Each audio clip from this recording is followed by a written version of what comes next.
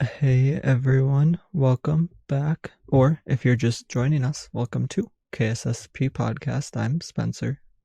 I'm Katie. Today, in this episode, we're going to be discussing our conclusions about narcotic pharmacology. So, in this episode, it's going to be more just about personal experience than anything else. So, just keep that in mind. This isn't a data-driven episode. This is more of a personal experience-driven episode. So I'll start off by saying, as far as alcohol goes, I've never been a fan of alcohol. I just have a naturally high tolerance to it, and I usually just get sick before I can get drunk. So it usually makes me feel like when I am drunk, it usually makes me feel like my inhibitions are lower. It gives a warm feeling to my body and makes me a little less coordinated. And the amount of time the drunk feeling will last is going to depend on how much you drink. So if you drink 1 unit or one drink, you're going to be drunk for an hour. But if you drink 12, you'll be drunk for about 12 hours. So it's about an hour a drink. And that's going to vary from person to person as well, but that's just kind of the general average. And then with cannabis, I've used it for recreational and medical use. It's helped me with PTSD symptoms, stabilizing my mood, and keeping me kind of grounded. It helps a little to balance my blood sugars and manage my chronic pain. Marijuana use isn't for everybody, but it can help many people with both medical issues and through recreational use. So marijuana usually makes me feel more kind of in touch with reality, I guess, personally. Makes me feel physically like I'm weighted down and relaxed. For me, I usually just use at night because it can impact my motivation and my ability to focus sometimes. For the first time users, it'll probably impair you a lot more. But for you, it's going to feel similar to a psychedelic experience. Reframing your thinking of the world, altering your perceptions to make it more vivid and colorful, increasing your hunger, and being able to enjoy things you might not have enjoyed as much if you were sober. Although this last part is kind of true for a lot of drugs, it seems to be especially true for cannabis in my experience. And the high typically lasts around 2 hours for cannabis. And then as far as dissociative go, one thing I noticed is that they decreased my feelings of empathy. That was probably the biggest feeling I noticed. And whether it was salvia or DXM, these drugs made me feel extremely numb and complacent with my surroundings. The high will last for different amounts of time depending on the drug. Salvia lasts roughly 10 to 20 minutes, while DXM can last for 5 to 6 hours. And then my experience with hallucinogens has been pretty spiritual. It's really reshaped the way I view the world personally, and it gives feeling to the fact that we're all connected as different parts of the universe. And it makes me feel energetic, and the hallucinations are usually just altered versions of reality. I've never seen something that wasn't actually there, but I see the walls breathing, or I see images from the design of a popcorn ceiling, for example. And you do need to be careful with how often you use them, though. Personally, I used psychedelics for 3 weekends straight in the past one time. And I ended up getting really sick because that frequent drug use weakened my immune system. But the high for hallucinogen psychedelics usually last for around 6 to 10 hours. Well, at least with LSD and psilocybin. And then I know DMT usually lasts around 10 to 20 minutes, but it feels like a long time. It feels a lot longer than that, but it only lasts for about 10 to 20 minutes with DMT. And yeah, but so the amount of time it lasts is really going to depend on the hallucinogen as well. And then with MDMA, When I would take in the past, it would increase my energy. I would feel like a love more intensely, I guess, or I would feel more of a love feeling towards more people. Um, and it also had a psychedelic feeling to it, but it's less spiritual than the other psychedelic hallucinogens.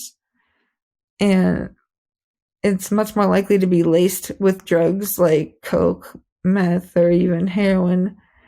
But it still gave me a feeling of connectedness with the world, and it combined with the increased feeling of love. And it also leads to this, well, we call it being floored. And being floored just means that your body is so heavy and you usually need to sit down. Like it's just extreme weight on your body, but not in a painful way. And that high will usually last for around 4 to 6 hours. So yeah, and then when I did benzos, there were a couple times I would black out, but when I wasn't blacked out, or even when I was, I guess, they usually caused me to feel my anxiety fade away for sure, which is their job.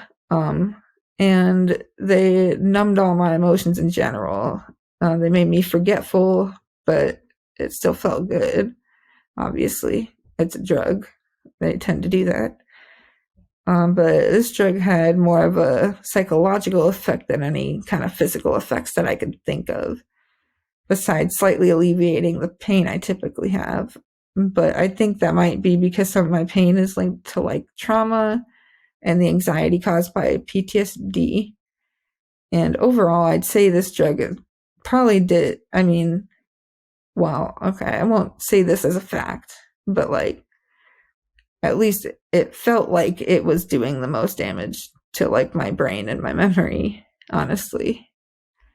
And the amount of time the high will last is going to depend on if you're taking a short acting, intermediate acting, or a long acting benzo. So now let's get down to my favorite, the opioids. So opioids were, and opiates, they're definitely the most addictive drugs for me. They made me feel like it basically, like physically, it feels like you're in a warm bathtub drinking like a hot cup of tea. It just feels like there's like a warm blanket wrapped around you. And another part of the high was nodding off. And that's basically when you close your eyes and like typically you kind of picture yourself somewhere that you're not. And you really feel like you're there until you snap out of the nod. So it's kind of like a dream, but like you're still awake. Like you can still, if someone like says your name, you might hear them. It's kind of like the first stage of sleep almost, like of the sleep cycle is kind of what it is like. And an example, and this one would happen to me a lot. One example though, it's like you close your eyes and you think you're driving a car, and then you open your eyes and you're just sitting on the couch in reality. So like that happened. Like I said, that happened to me a lot. And they also made me feel love much more intensely, similar to MDMA in that sense. But the withdrawals were the worst for me, at least. The first time I withdrew, I did it cold turkey, and the withdrawals lasted for about 2 weeks. Well, the pain lasted for like 6 weeks, but like the withdrawal symptoms lasted for about 2 weeks for me. And heroin was my drug of choice, as they call it, because the feeling it gives you is just really addictive. And for my advice, if you do want to try it, you want to keep the mindset that you're not going to let it take over your life, and that you're going to stop when the bag runs out. And this isn't always going to prevent addiction, obviously, but going into using drugs in general with the mindset that you'll get addicted, it kind of creates a self-fulfilling prophecy in a sense. It makes it more likely for you to become addicted. And the high for opioids usually lasts around 2 to 4 hours. my experience, and the withdrawals set in after about 8 to 12 hours. And then, while I do use amphetamines as a medication for my ADHD, I don't use meth anymore. These two drugs had similar side effects, though to very different degrees of severity. Very different. They help me to focus, give me motivation, and increase my energy.